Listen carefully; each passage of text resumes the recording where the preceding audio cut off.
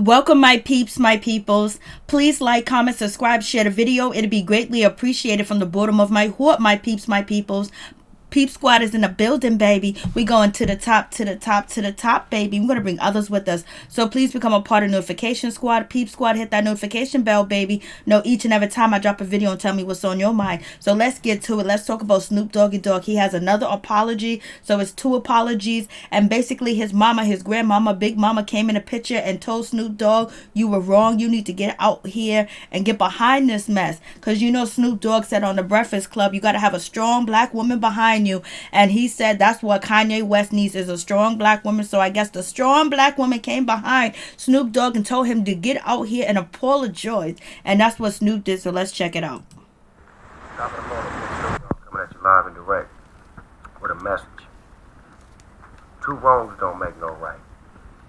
When you're wrong, you gotta fix it. So with that being said, Gayle King, I publicly tore you down by coming at you in a derogatory manner based off of emotions, me being angry at questions that you asked. Overreacted. I should have handled it way different than that. I was raised way better than that. So I would like to apologize to you publicly for the language that I used and calling you out of your name and just being disrespectful. I didn't mean for it to be like that. I was just expressing myself for a friend that wasn't here to defend himself. A lot of people look up to me and they love me and they appreciate me, so I want to let them know that anytime you mess up, it's okay to fix it. It's okay to man up and say that you're wrong. I apologize. Hopefully we can sit down and talk privately. Have a good day.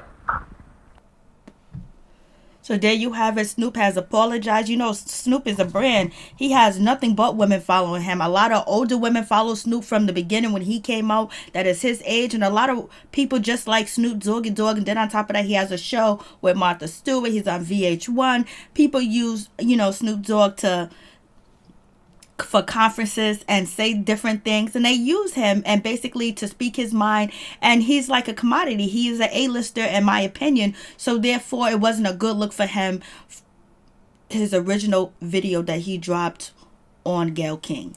And so he apologized, and now he's trying to move forward too as well. Gayle King apologized too as well.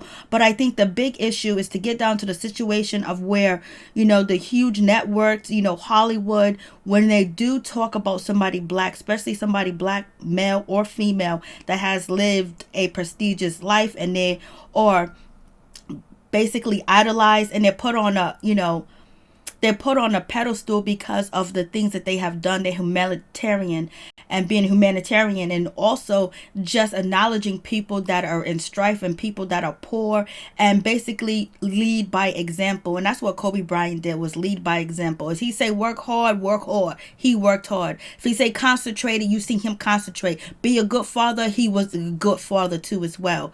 So that's the big situation, because it wasn't just Gayle King, it was other reporters or journalists, like Allison from MSNBC. She said the N-word. Then you had other reporters and journalists from different, like the New York Times and different places, got on Twitter and spoke negatively about Kobe Bryant in a case that has been dismissed, and he didn't face any charges at all. So, but they wanted to go with this narrative about Kobe Bryant, and Kobe Bryant's not the first or the last that they have done to African Americans, black people, Moors, and foundational blacks, and ADOS. The big publications and the big media come after our people, especially when they're doing a story about them. They always got to say coon. They got to use the N-word somehow, and they have to bring up something really derogatory and basically defamatory about the person, even if it's not proven. And so I believe, like the Snoop Dogg, the LeBron James, the Little Boosie, 50 Cent coming out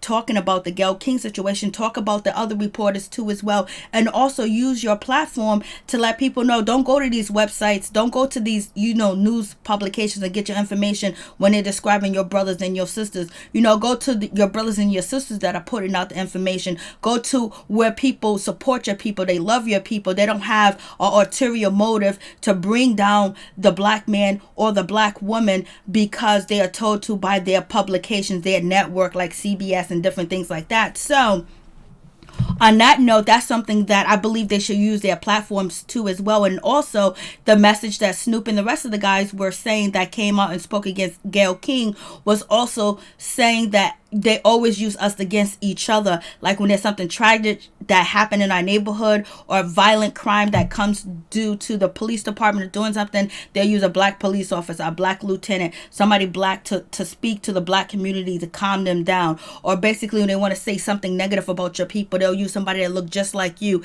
to say the story. So therefore they won't be considered racist, or they have a right to say this because they're just like you. Oh, he's black. Oh, she's black too. So they can say this. And the network uses the people. And so therefore, they need to basically put that message out there. Don't turn on your people because you have a position at a prestigious network, or a network, that is syndicated, or you on, regular TV, or you on cable. Don't disrespect who you are, and believe in who you are, and believe in your people, that you won't sell yourself to disrespect your brothers and your sister just because of a paycheck and just because of your boss told you to. So I think that's a message that LeBron James, 50 Cent, Snoop Dogg, and also Lil Boosie, and everybody that chimed in about Gayle King and her interview with Lisa Leslie, which a lot of people did not respect the interview because they kept insinuating that Gayle King she wouldn't let it go. She just really wanted to get some type of reaction out of Lisa Leslie, and she kept bringing up things that was not a part of Kobe Bryant's legacy. That case that Kobe Bryant went through was not a part of his legacy at all.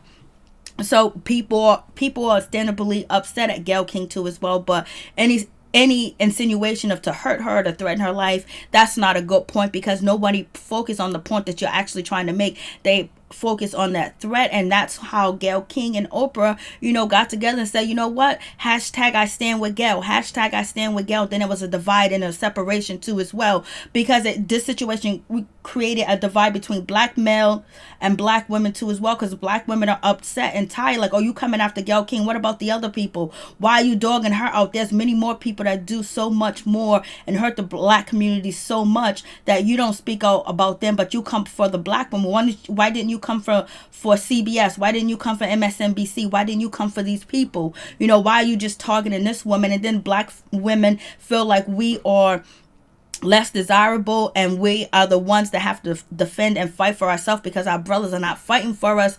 So the whole message of what Gayle King actually did and how she was used by CBS, or how she allowed herself to be used, basically diminished, because now it became a battle between black women and black men, and we don't need any more confusion, because every time we get something going or we're standing on code, there's always confusion. There's always something coming in, because the big talk was reparations and things like that, foundational black, ADOS, and then confusion comes in. Now confusion with Kobe Bryant, instead of just laying him to rest, and his RIP to Kobe Bryant and his daughter and the other 9 people that lost their life on the helicopter crash, it just went off and took it somewhere else. And Vanessa's just so hurt, and she's so broken that just looking at these stories must hurt her even more, that I know she doesn't even pay attention to the internet. But how can you not? That's your husband. Everywhere you turn, everyone's talking about Kobe Bryant, And then the ones that are talking about him in a negative light and trying to diminish his character has to hurt her too as well, because her husband's not here to defend himself